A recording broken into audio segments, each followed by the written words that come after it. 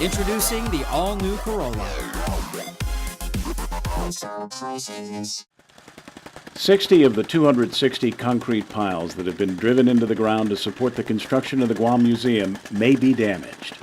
GITA's Real Property Division Manager Larry Toves is overseeing the project for Gov Guam. He said the burden of resolving these problem piles must be borne by the contractor, Inland Builders. Of the 260 piles that were installed on site, it's been determined that 60 of those piles were graded C and D piles, potentially damaged or damaged. So at this point, we're asking our contractor to do the studies required to determine the extent of damage and what our next course will be in order to repair those piles if they're damaged. So that's where we're at right now. In a telephone interview, Inland Builders Vice President Ray Del Carmen told PNC News, "We feel that we followed the scope of work. We followed the specifications.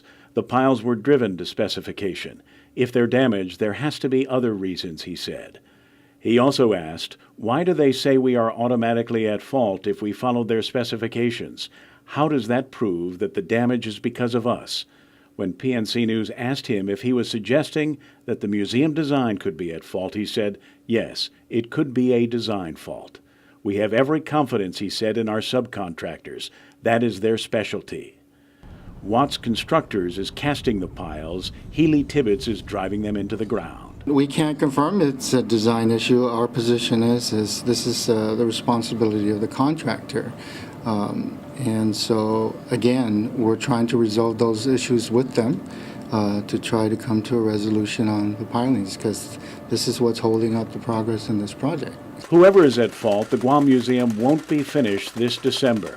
It will be delayed, said Toves, for at least another 5 months. We anticipated opening in December. It now looks like it won't be until sometime in May.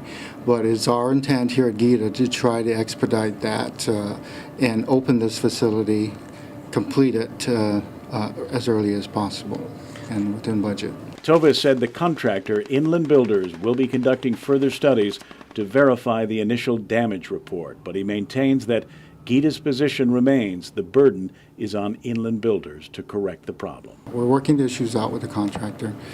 We feel it is the contractor's responsibility to resolve those issues with the piles. If they prove to be damaged, do you want them replaced? Yes. I mean, that's just normal process. At whose cost? It's certainly not going to be at the cost of the taxpayers. So we're going to work with the contractor to make sure that that issue is resolved. Kevin Kerrigan, PNC News.